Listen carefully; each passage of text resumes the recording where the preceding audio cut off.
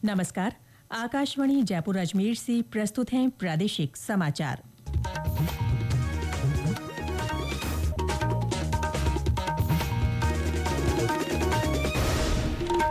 मुख्य समाचार।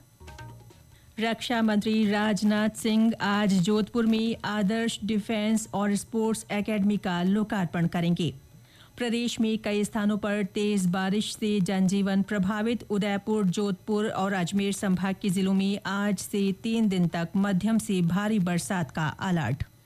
जैसलमेर के रामदेवरा में बाबा रामदेव का वार्षिक लक्खी मेला विधिवत रूप से शुरू हुआ। देश के कोने कोने से यात्रियों के पहुंचने का सिलसिला जारी।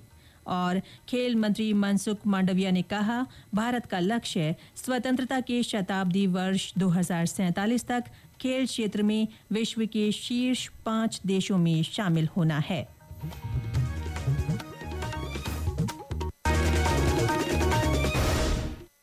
समाचारों के साथ मैं रितिका गुप्ता और अब समाचार विस्तार से। रक्षा मंत्री राजनाथ सिंह आज जोधपुर दौरे पर रहेंगे। वे वहां लाल सागर स्थित एक विद्यालय में आदर्श डिफेंस और स्पोर्ट्स एकेडमी का लोकार्पण करेंगे। हमारे संवाददाता ने बताया कि इस मौके पर केंद्रीय संस्कृति और पर्यटन मंत्री गजेंद्र सिंह शेखावत भी मौजूद रहेंगे। लाल सागर परियोजना के नाम से विकसित हो रही इस एकेडमी की कुल लागत करीब 110 करोड़ रुपए है। पहले चरण में 30 करोड़ रुपए में 400 से ज्यादा विद्यार्थियों के लिए हॉस्टल का निर्माण किया गया है। यहाँ पर 200 विद्यार्थी रक्षा क्षेत्र और 200 विद्यार्थी खेल क्षेत्र में राष्ट्रीय और अंतर्राष्ट्रीय स्तर पर तैयार किए जाएंगे। परियोजना के लोकार्पण समारोह में मुख्य अतिथि रक्षा मंत्री राजनाथ सिंह होंगे। रामेश्वर बेड़ा, आकाशवाणी समाचार, जोधपुर। इससे पहले रक्षा मंत्री श्री सिंह ने गगनयान में शामिल होने वाले यात्रियों के लिए नई दिल्ली में आयोजित एक सम्मान समारोह में भाग लिया। इन यात्रियों में ग्रुप कैप्टन शुभांशु शुक्ला, प्रशांत बालकृष्णन नायर, अजीत कृष्णन और अंगद प्रताप शामिल है। इस अवसर पर उन्होंने कहा कि भारत अपने पहले मानव युक्त अंतरिक्ष मिशन गगनयान के लिए पूरी तरह तैयार है। उन्होंने कहा कि ये महज तकनीकी उपलब्धि नहीं है, बल्कि आत्मनिर्भर भारत की दिशा में एक नया अध्याय है। हमारा कंट्रीब्यूशन केवल स्पेस में उपग्रह भेजने तक सीमित नहीं है। आज भारत चंद्रमा से लेकर मंगल ग्रह तक अपनी उपस्थिति दर्ज करा चुका है। आज भारत गगनयान जैसे मिशन के लिए भी पूरी तरह तैयार है। मैं इसे केवल तकनीकी उपलब्धि के रूप में नहीं देखता, बल्कि आत्मनिर्भर भारत का नया अध्याय है, जहां हम विश्व की बड़ी स्पेस पावर्स के बीच खड़े हो रहे हैं। प्रधानमंत्री नरेंद्र मोदी आज से गुजरात के 2 दिन के दौरे पर रहेंगे। वे आज शाम अहमदाबाद में 5,400 करोड़ रुपए की विभिन्न विकास परियोजनाओं का उद्घाटन करेंगे और जनसभा को संबोधित करेंगे।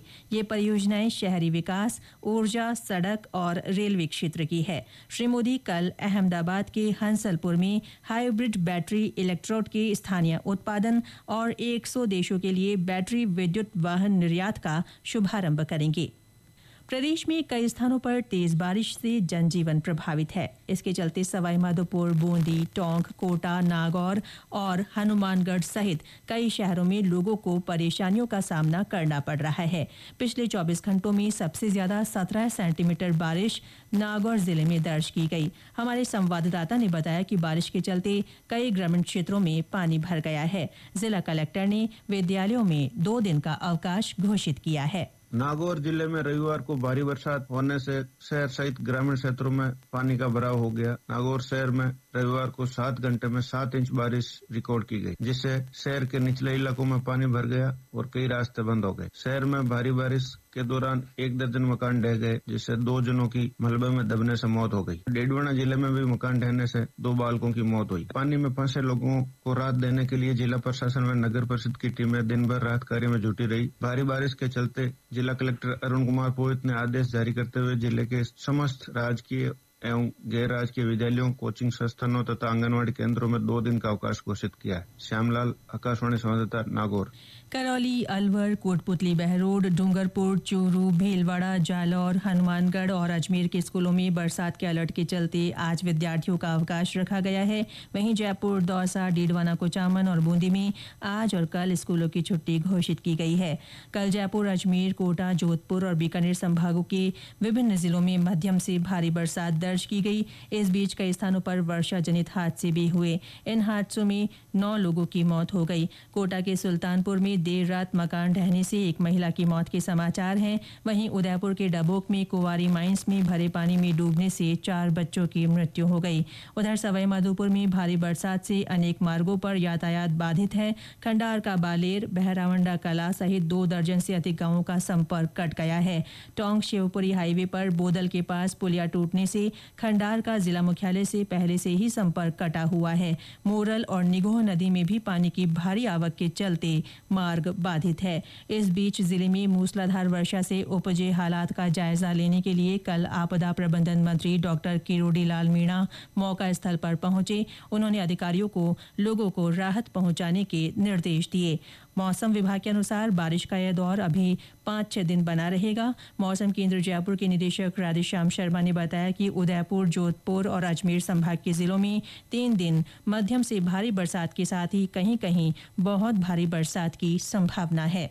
25 और 26 अगस्त को परिसंचरण तंत्र का विशेष जो असर है वो दक्षिणी राजस्थान की ओर यानी उदयपुर संभाग, वहीं जोधपुर संभाग और अजमेर संभाग सिकावटी क्षेत्र के कई इलाकों में जारी रहेगा। इस दौरान कहीं कहीं मध्यम से भारी तो कहीं कहीं अति भारी बारिश का दौर अगले 3 दिन जारी रहने की प्रबल संभावना है। कुल मिलाकर अगले 5-6 दिन राजस्थान के ज्यादातर भागों में मानसून सक्रिय रहेगा।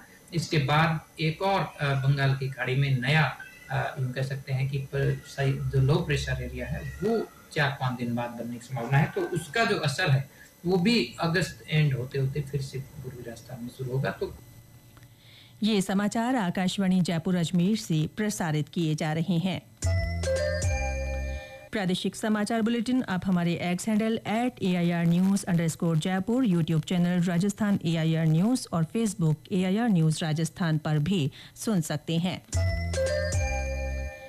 जैसलमेर के रामदेवरा में बाबा रामदेव का वार्षिक लक्खी मेला आज अलसुबह अभिषेक और आरती के साथ शुरू हुआ। भाद्र माह के शुक्ल पक्ष की द्वितीया से शुरू होने वाला ये मेला एकादशी तक चलेगा। हमारे संवाददाता ने बताया कि मेले में हिस्सा लेने के लिए राजस्थान सहित देश के कोने कोने से बड़ी संख्या में जातरुओं के पहुंचने का सिलसिला जारी है।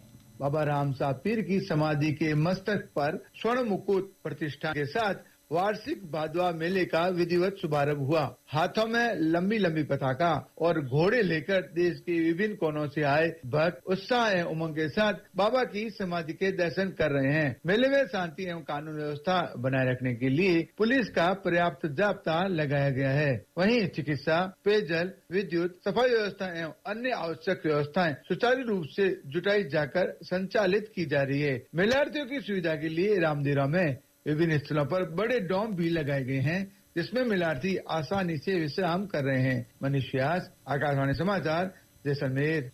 उधर जोधपुर के मसूरिया में बालीनाथ जी की समाधि स्थल पर भी देश भर से श्रद्धालु पहुंच रहे हैं। वहीं बालोतरा के बिठुजा में भर रहे बाबा रामदेव के मेले में कई स्थानों से जातरुओं के पहुंचने का सिलसिला जारी है। खेल मंत्री मनसुख मांडविया ने कहा है कि भारत का लक्ष्य स्वतंत्रता के शताब्दी वर्ष 2047 तक खेल क्षेत्र में विश्व के शीर्ष 5 देशों में शामिल होना है। अहमदाबाद में राष्ट्रमंडल भारोत्तोलन प्रतियोगिता के उद्घाटन समारोह में श्री मांडविया ने कहा कि देश ने खेल क्षेत्र में जबरदस्त प्रगति की है और कई सुधार लागू किए हैं। सरकार ने अगले 10 वर्ष में भारत को विश्व के शीर्ष 10 देशों में लाने का लक्ष्य रखा है। खेल मंत्री ने कहा कि देश में खेलकूद के अनुकूल माहौल बनाना समय की आवश्यकता है और सरकार इसके लिए प्रतिबद्ध है। राष्ट्रीय आयुर्वेद संस्थान जयपुर की ओर से आज आयुर्वेद आहार विषय पर राष्ट्रीय स्तर पर सतत चिकित्सा शिक्षा कार्यक्रम आयोजित किया जा रहा है। 30 अगस्त तक चलने वाले इस कार्यक्रम का विषय पारंपरिक आहार पद्धतियों पर वैज्ञानिक दृष्टिकोण रखा गया है। और अंत में मुख्य समाचार एक बार फिर। रक्षा मंत्री राजनाथ सिंह आज जोधपुर में आदर्श डिफेंस और स्पोर्ट्स एकेडमी का लोकार्पण करेंगे। प्रदेश में कई स्थानों पर तेज बारिश से जनजीवन प्रभावित। उदयपुर, जोधपुर और अजमेर संभाग के जिलों में आज से 3 दिन तक मध्यम से भारी बरसात का अलर्ट। जैसलमेर के रामदेवरा में बाबा रामदेव का वार्षिक लक्खी मेला विधिवत रूप से शुरू हुआ। देश के कोने कोने से जातरुओं के पहुंचने का सिलसिला जारी। और खेल मंत्री मनसुख मांडविया ने कहा, भारत का लक्ष्य स्वतंत्रता के शताब्दी वर्ष 2047 तक खेल क्षेत्र में विश्व के शीर्ष 5 देशों में शामिल होना है। इसके साथ ही प्रादेशिक समाचार बुलेटिन समाप्त हुआ। हमारा अगला बुलेटिन दोपहर 1 बजे प्रसारित होगा। नमस्कार।